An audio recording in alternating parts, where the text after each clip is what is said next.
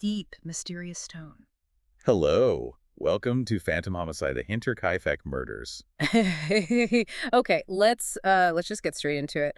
We're looking at one of Germany's most infamous and frankly deeply disturbing cold cases today, the Hinterkaifeck murders. 6 people killed on this isolated Bavarian farm back in 1922. It's still unsolved. And this isn't just a standard true crime story, is it? It's much more than that. We're talking about a case layered with these strange premonitions, a really dark family history, and this bizarre, almost unbelievable detail of the killer apparently living on the farm after the murders. Exactly. So this deep dive, it's not just about listing the facts. We're going to dig into the sources, try to piece together what happened, look at the decades of speculation, and understand why it's remained such a chilling puzzle. Right. Our mission here is really to sift through everything the police reports, the witness statements, the theories that have sprung up over a century, and try to figure out, does the evidence point towards, a family member snapping, Yeah. a domestic horror, or was it an outsider, someone calculated, maybe someone local with a grudge? And we have to consider the investigation itself, or lack thereof in some ways. The scene was heavily contaminated, wasn't it? Oh, massively. That's a huge part of why it's still unsolved. We need to look at those failures, the lost evidence, and why even modern analysis hasn't cracked it wide open. It's a psychological puzzle as much as a forensic one. Okay, let's start by setting the scene. The farm itself, Hinterkaifeck. Isolation seems to be the key word here. Absolutely crucial. The name itself, Hinterkaifeck, literally means behind Kaifeck. It tells you how remote it was, even from the nearest small village. So where exactly was it? It was about 70 kilometers, that's roughly 43 miles north of Munich, near a small town called Weihofen. The farmstead itself was built way back around 1863, and it was really tucked away, bordered by these dense woods. Think proper, deep Bavarian forest. That kind of isolation, it creates a perfect bubble for something terrible to happen unnoticed, doesn't it? Precisely. It allows for time. Time for the crime itself, time for the killer to linger, time before anyone even realized something was wrong. That geography is fundamental. And we should probably touch on the wider context, too. Bavaria in 1922.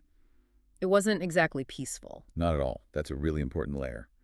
This is the Weimar Republic era. Germany is struggling massively after World War I. Hyperinflation is starting to bite. There's huge economic instability. And Bavaria specifically was a hotspot for political extremism, right? Yes, it was the birthplace of the Nazi Party, which was growing significantly around 1921, 1922. You had these far-right paramilitary groups, the Freikorps, becoming more active. So politically, it was volatile. How does that connect to the murders? Well, it means police resources were often stretched thin, sometimes focused more on political unrest than, say, rural crime. It created a kind of social vacuum, maybe, Yeah. where a major crime like this might not get the immediate, focused, professional response it needed. And as we'll see, some suspect theories actually tie into this political backdrop. Okay, so let's meet the family living in this isolated, tense environment, the Gruber-Gabriel family, 6 people. That's right. At the center, you have the patriarch, Andreas Gruber, who was 63, and his wife, Cecilia Gruber, she was 72. An elderly couple running the farm? Well, running it with their widowed daughter, Victoria Gabriel. She was 35. And Victoria had 2 children living there, too. Her daughter, Cecilia Gabriel, who was 7, and the youngest victim, her little boy, Joseph Gabriel, only 2 years old. It sounds like a typical multi-generational farm setup, but maybe quite insular. Very much so. Common for the time and place, that kind of codependent living on an isolated farm. But as we'll see, this family was far from typical. And then there was the final victim, the new maid. Maria Baumgartner. She was Mm. 44, and the timing is just utterly tragic. She arrived at the farm on March 31st, 1922, the very day the murders happened. She barely had time to unpack. Literally hours. Yeah. Her sister walked her to the farm, apparently stayed for a little while, and then left. She was the last known person to see any of them alive, apart from the killer. Okay, so we have the setting, the people. But you mentioned this family wasn't typical. There's a darkness here that predates the murders, isn't there? Especially concerning Andreas Gruber. Oh, yes. The sources paint a picture of Andreas Gruber as, well, monstrous is maybe not too strong a word. He wasn't just a stern farmer. He was known for being extremely aggressive, brutal even, towards his own family, and towards his neighbors too. How so? Reports say he'd quickly resort to violence, threatening people with shotguns, attacking with farm tools like scythes or pitchforks. This wasn't just anger, this was sustained, dangerous aggression. And the abuse wasn't just directed outwards. No, the worst was apparently reserved for his family. There are horrifying accounts, like him locking his children in the freezing cellar for days, One of his daughters, Sophie, actually died as a result of this treatment earlier on. My God, that's beyond comprehension. It establishes a baseline of extreme violence and cruelty within the household itself. But there's something even darker, something that hangs over the entire case. The incest. Yes, Andreas Gruber and his daughter Victoria.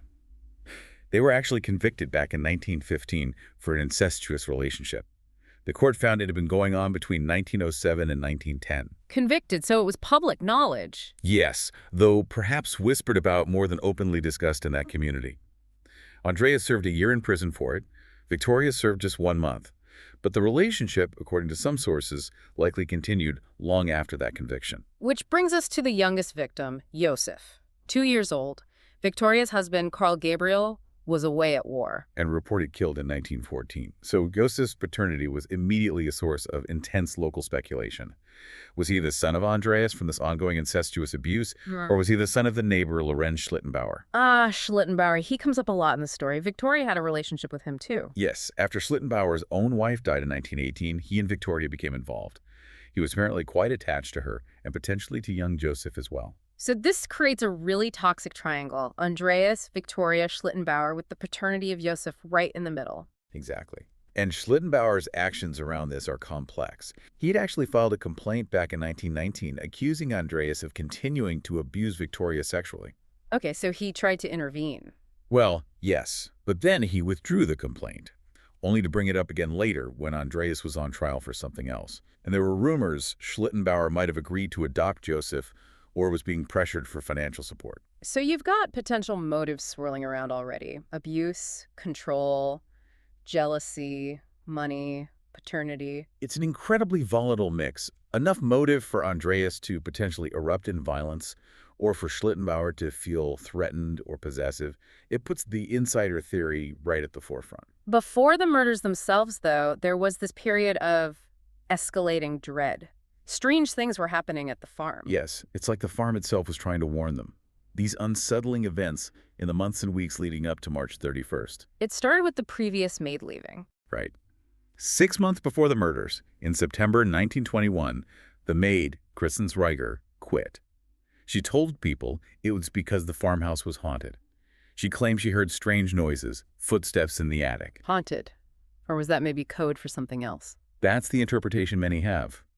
Given Andreas Gruber's reputation, haunted could easily have been code for terrifyingly abusive and unsafe environment. She might have been genuinely scared, but perhaps not by ghosts. She wanted out. Okay, so that's 6 months prior. Then things seemed to escalate closer to the date, March 1922. Yes, Andreas Gruber started reporting strange things himself. First, he found a newspaper on the property, one from Munich. Nobody nearby subscribed to it, nobody knew where it came from, just appeared. Odd, but maybe explainable. What else? Then, a set of keys to the farmhouse vanished, just disappeared, which is much more worrying. It implies someone might have gained access, or was planning to. And then the footprints. That seems like the most concrete sign of an intruder. Definitely the most chilling. Just days before March 31st, Andreas told neighbors he'd found footprints in the fresh snow. They led directly from the edge of the forest right up to the machine room door. And the lock on that door looked like it had been tampered with, maybe broken. Okay, so someone was definitely snooping around. But here's the really terrifying part. He said there were no footprints leading away from the house, only tracks leading to it. So the person was still there, hiding. Or they knew how to leave without a trace. Exactly. It strongly suggests the intruder didn't just look around and leave. They either got inside or were perhaps already familiar enough with the place to hide or move unseen. And this connects to the maid's earlier claims about noises in the attic. It seems to. Around the same time as the footprints, Gruber and the family started hearing footsteps in the attic at night. They searched, but Andreas never found anyone. So he knows someone's potentially in his house. He's found footprints. Keys are missing. Did he call the police? No. And that's a huge question mark. He refused to involve the authorities. Why? Maybe his own criminal past made him distrustful.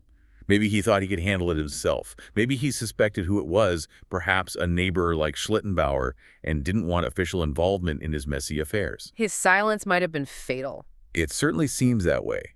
He knew something was deeply wrong, but chose to handle it himself or ignore it. There's one final disturbing incident mentioned involving the granddaughter, Cecilia. Yes, a really heartbreaking detail.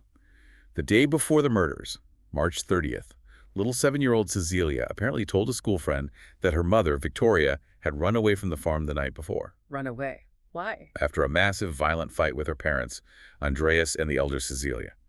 The story goes that Victoria fled into the woods, but was found hours later and presumably brought back. So the family was literally falling apart at the seams, under intense pressure right before the attack. Extreme tension, violence, fear, attempted escape. It paints a picture of a household on the absolute brink. Okay, let's move into the night itself. March 31st, 1922. The night of the attack. We know the new maid, Maria Baumgartner, arrived that day. Yes, escorted by her sister, who left sometime in the late afternoon or early evening. Then at some point later that evening, the killing began. How did the killer manage to take down 6 people? The sequence seems crucial. The investigators believe the killer used a lure. They somehow convinced 4 of the family members, Andreas, the elder Cecilia, Victoria, and young Cecilia, to go out to the barn or stable area, one by one. One by one. That suggests either complete surprise or trust. Exactly. Were they called out individually to deal with an animal emergency? Or did they follow someone they knew and didn't suspect? Once in the barn, they were attacked and killed. With what weapon? A mattock. It's a heavy farming tool, sort of like a pickaxe, but with one side having an adze-like blade. It belonged to the family. So the killer used the family's own tool against them. Yes, and not just any tool. This specific mattock had apparently been modified by Andreas Gruber himself. He'd added clamps holding a protruding screw, supposedly to make it more effective for killing sick cattle.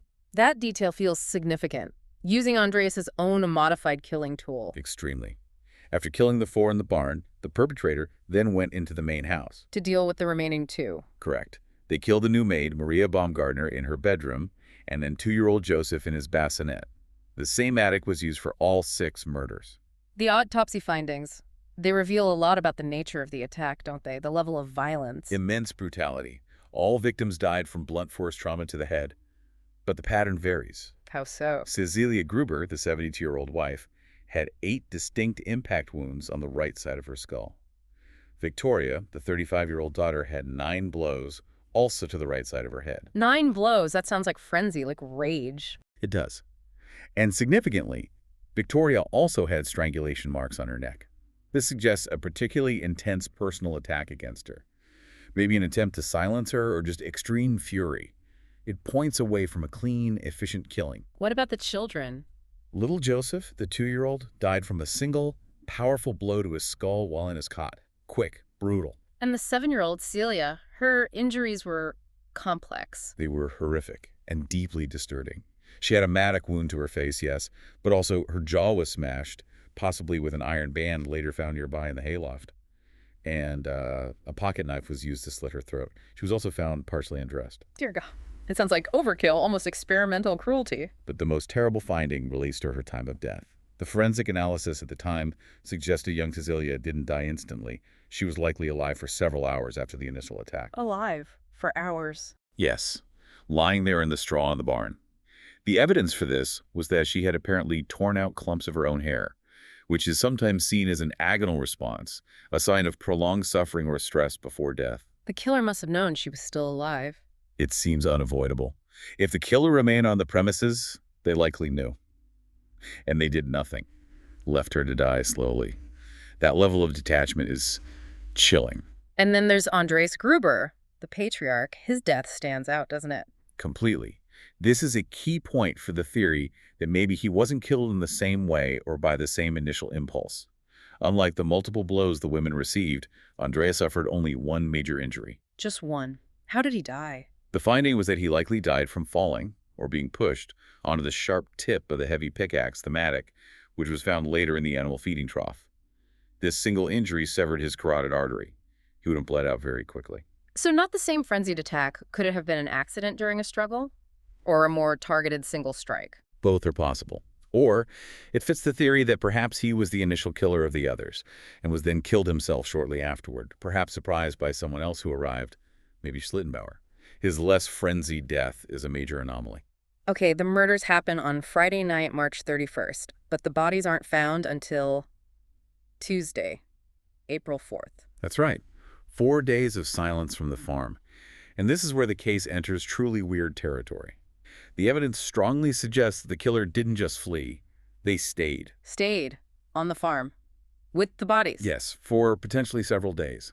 The signs were unmistakable. The cattle in the barn had been fed. Someone had gone into the kitchen pantry, eaten the entire supply of bread, and cut slices of meat. The fireplace had been So they used. were just living there. It appears so, making themselves at home, essentially. Yeah. Carrying out basic farm chores, feeding themselves. This wasn't someone hiding in terror. This was someone in control, occupying the space. And the detail about the calendar, that's incredibly unnerving. Yes.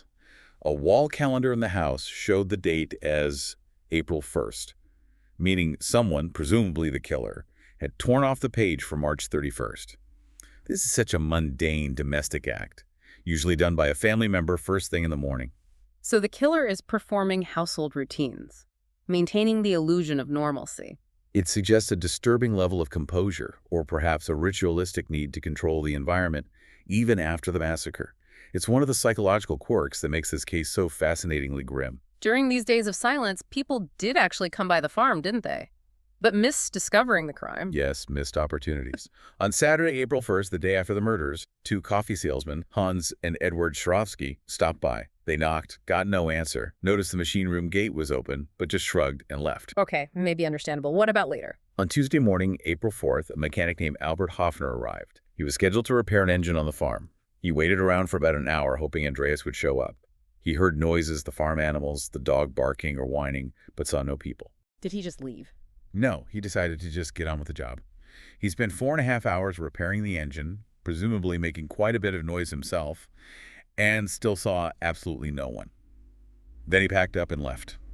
The killer must have been incredibly close by, hiding, watching him. Almost certainly. Probably in the house or the hayloft, letting the necessary farm work happen, maintaining the facade, while the bodies lay hidden just meters away.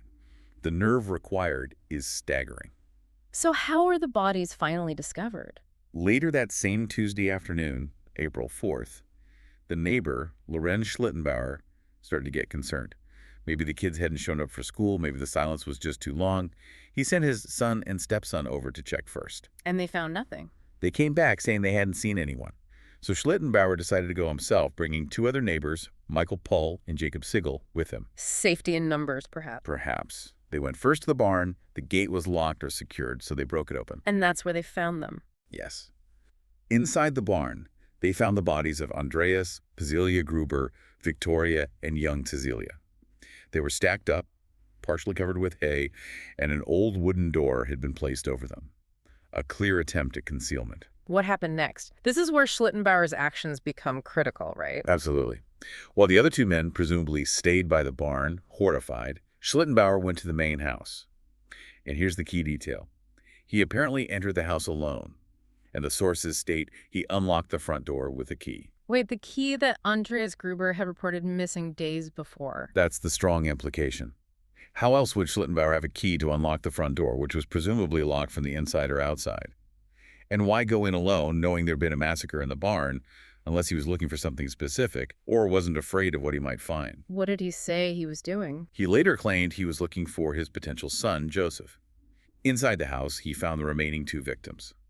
The maid, Maria Baumgartner, dead in her room, and young Joseph, dead in his bassinet.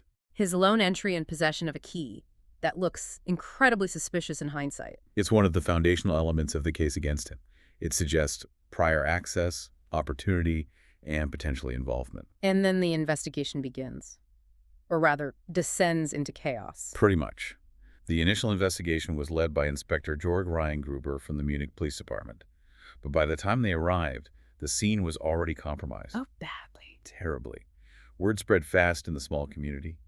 Neighbors, onlookers, maybe even members of the discovery party itself, had traipsed through the house and barn. Bodies might have been moved slightly. Objects were definitely touched. And the cooking. Unbelievably, yes. Yep. Some reports state that people were actually making coffee or cooking meals in the farmhouse kitchen before the police had secured the scene or collected forensic evidence. So, any chance of fingerprints, trace evidence, basically gone. Largely lost, yes. Remember, this is 1922. Forensic science wasn't what it is today, but basic crime scene preservation was understood. That just didn't happen effectively here. Robbery was ruled out quickly because a large sum of money was found untouched in the house. So no clear motive, And a contaminated scene. Exactly. And adding to the confusion, the murder weapon, the mattock, wasn't initially found. The heads of the victims were even removed from the bodies and sent to Munich for closer examination by clairvoyants. Bizarrely enough, further disturbing the remains. It sounds like a perfect storm for an enduring mystery. Isolation, violence, strange behavior, and a completely botched investigation start. That sums it up perfectly. The conditions almost guaranteed that the truth at Hinterkaifeck would be incredibly difficult, perhaps impossible to uncover definitively. Let's dig deeper into the killer's actions after the murders. This extended stay on the farm. What else did the police eventually find that pointed to this occupation? Well, finding the murder weapon itself was significant. It wasn't found immediately, as we said. It was only discovered much later when the house was being prepared for demolition, Where was it hidden? in a really deliberate hiding spot. It was concealed in a sort of hidden cavity, a space in the false flooring above the kitchen ceiling. You wouldn't just stumble upon it.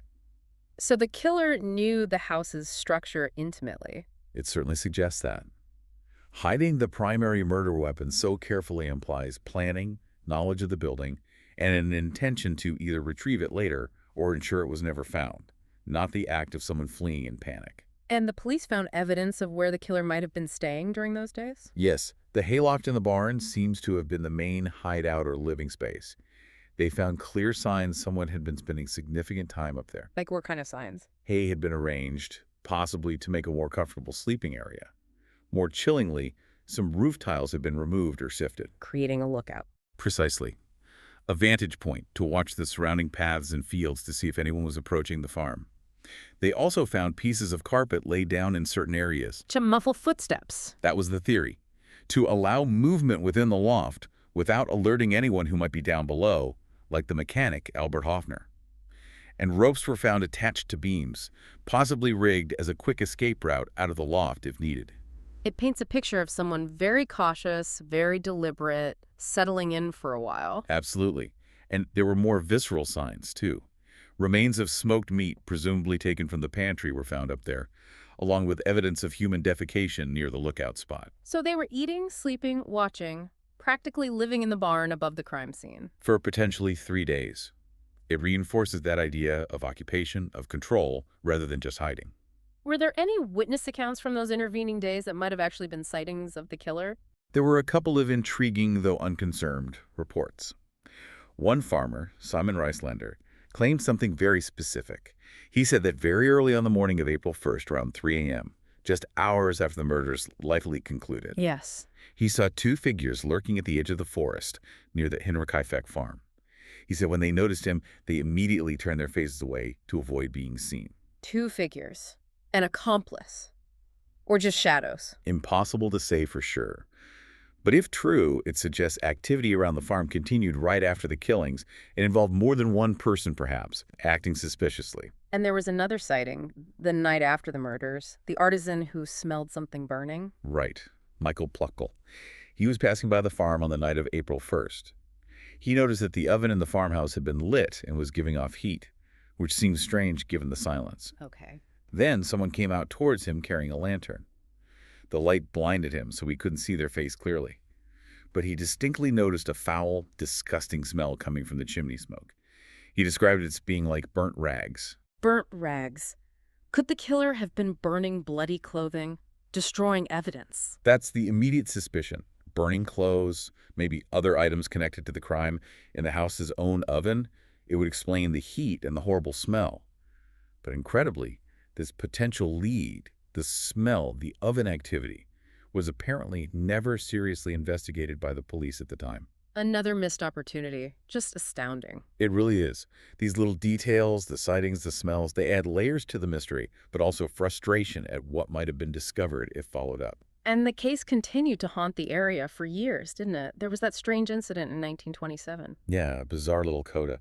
5 years after the murders, a local man from Weithofen reported being stopped late at night, around midnight, by a complete stranger. What did the stranger want?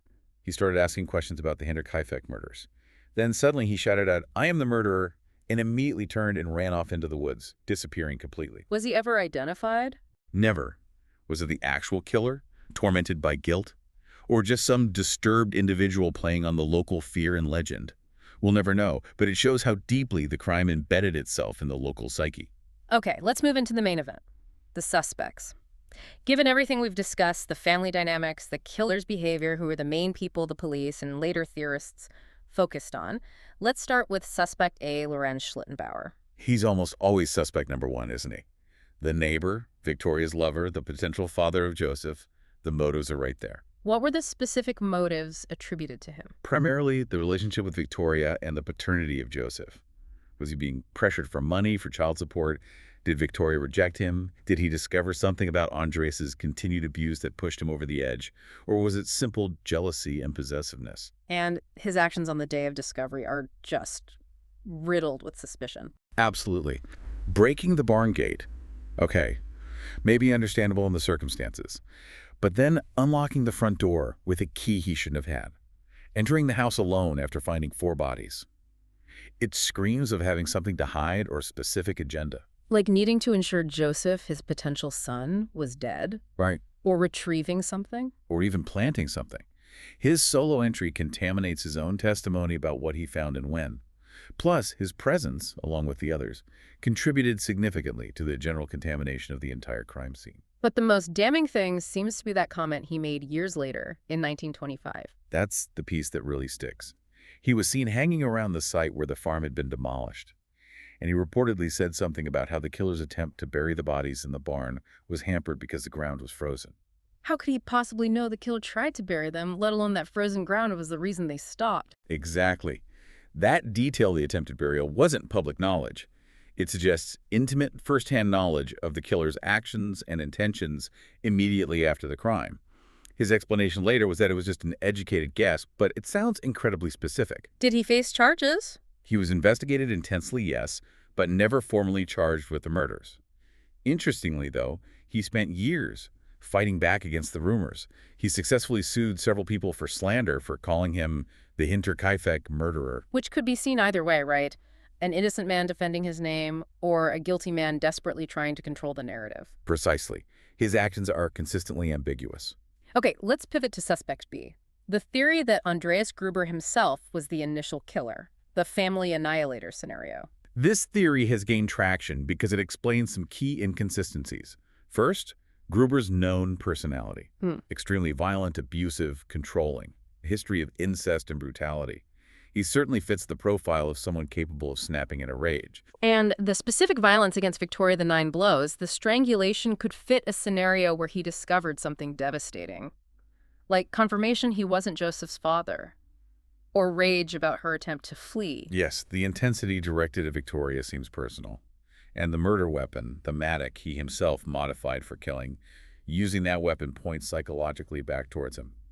Plus, his performing domestic duties like changing the calendar page that fits the patriarch maintaining control. The fact the killer stayed for 3 days also makes more sense if it was Andreas, right? An elderly man with nowhere to run, trying to figure out what to do next. It's certainly more plausible than an outsider choosing to linger for so long. Tending the animals, eating the food, these are things Andreas would know how to do and might feel compelled to do, even in shock.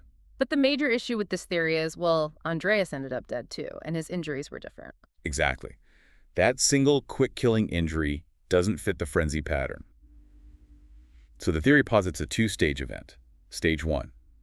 Andreas kills the other 5 family members, probably on March 31st. Stage 2.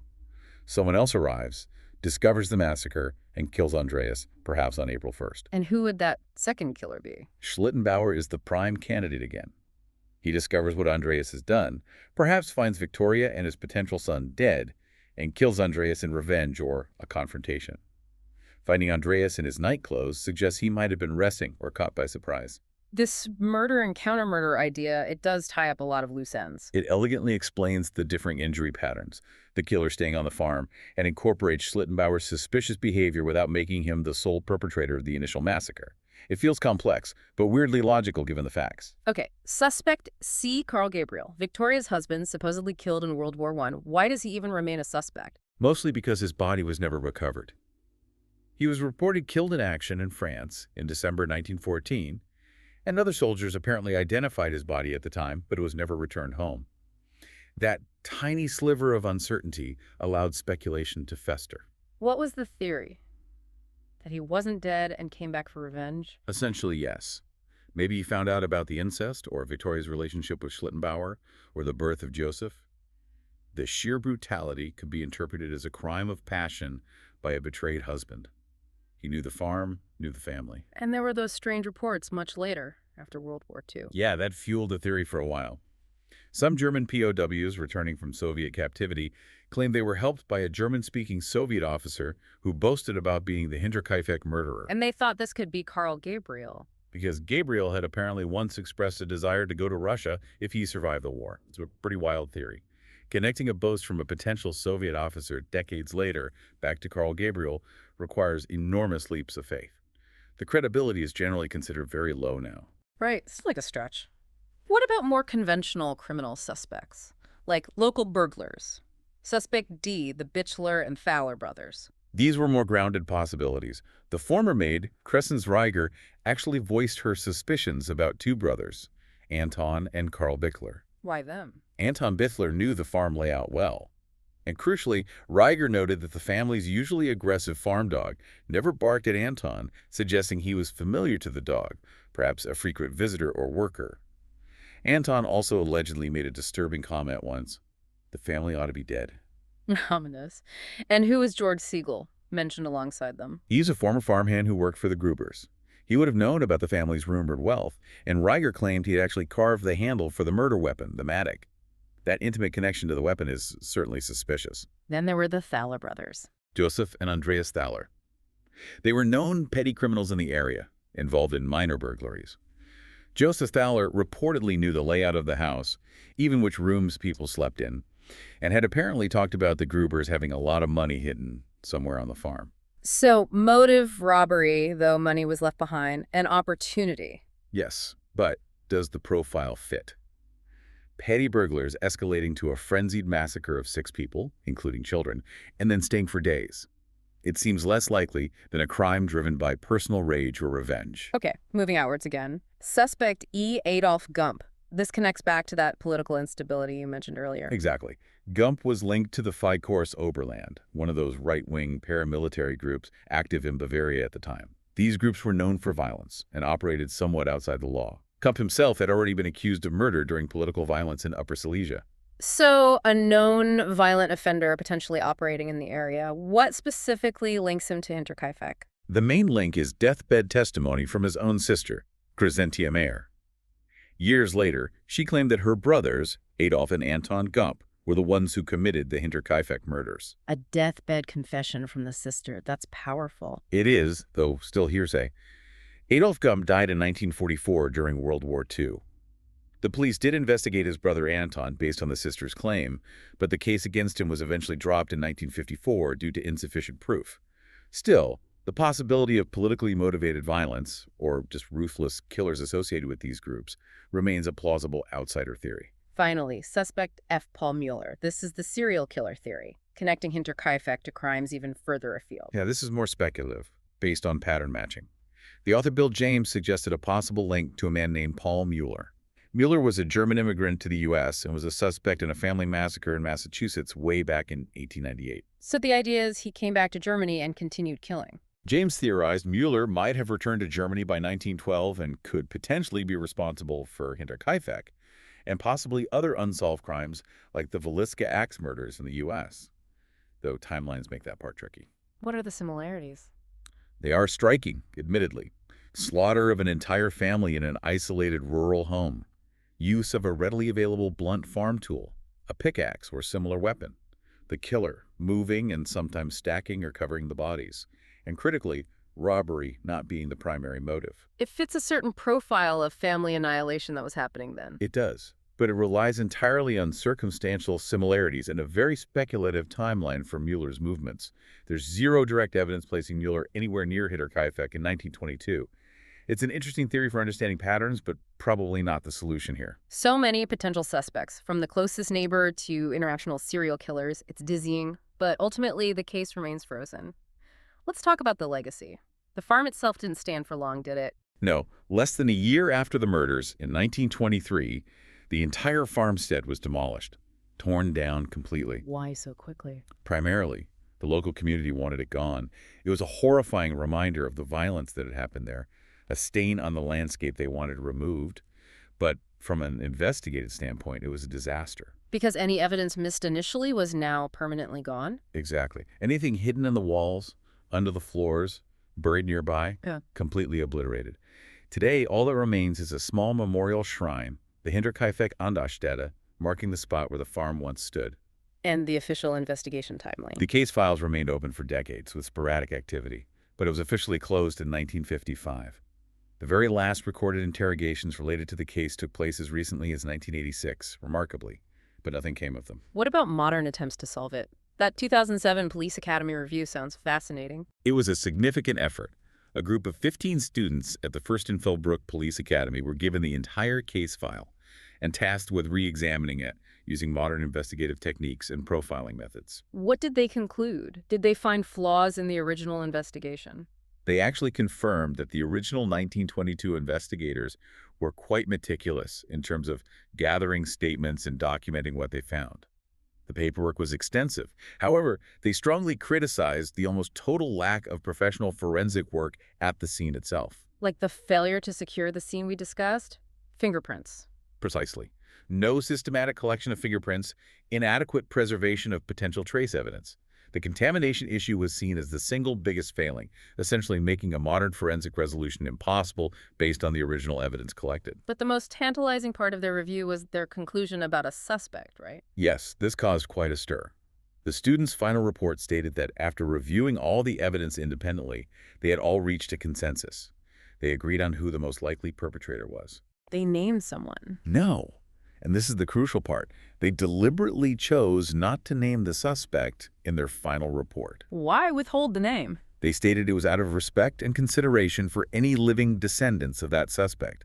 The implication being that the person they identified was likely a local figure whose family might still be in the area. Wow. So modern investigators believe they solved it based on the existing, albeit flawed, evidence, but we don't get to know who. That's the frustrating reality. It suggests the answer is likely hidden within those old files, witness statements, and behavioral clues, pointing strongly enough for trained investigators to agree. It fuels speculation that it must be one of the primary insider suspects, like Schlittenbauer, or perhaps the Andreas Gruber two-stage theory. Did they try any modern physical analysis like DNA? They did try. Also around 2007, attempts were made to extract DNA from some of the preserved evidence, potentially the skulls that were kept or maybe items found later. Very limited, unfortunately. After 85 years, the samples were heavily degraded and likely contaminated. Getting a usable DNA profile was essentially impossible, so science couldn't provide the definitive answer history had obscured. It seems destined to remain a mystery solved only in theory, perhaps. The cultural impact, though, has been huge. Immense. Hinterkaifeck has become more than just a crime. It's German folklore, a touchstone for rural horror. It's inspired countless books, documentaries, stage plays, and films. Like that novel, Tenode. Yes. Andrea Maria Schenkel's Tenode was a huge international bestseller, a fictionalized retelling that brought the case to a massive new audience. It taps into that primal fear, the isolation, the hidden family secrets, the unknown threat that might already be inside your walls. That's why Hinterkaifeck endures. So we try to pull this all together. We're left wrestling with these two dominant narrative threads, aren't we? On one hand, you have the strong possibility of a domestic implosion. Andreas Gruber, the abusive patriarch, finally snapping over the paternity issue or Victoria's defiance, leading to a massacre, only for him to be killed shortly after in an act of retaliation. Which neatly explains his different injuries and the killer staying on the farm. Exactly. But then you have the equally compelling theory of a calculated attack by an outsider, but an outsider with deep local knowledge and a powerful motive. And all roads there seem to lead back to Lorenz Schlittenbauer. His suspicious actions, the missing key, that comment about the frozen ground. The circumstantial evidence against him is heavy.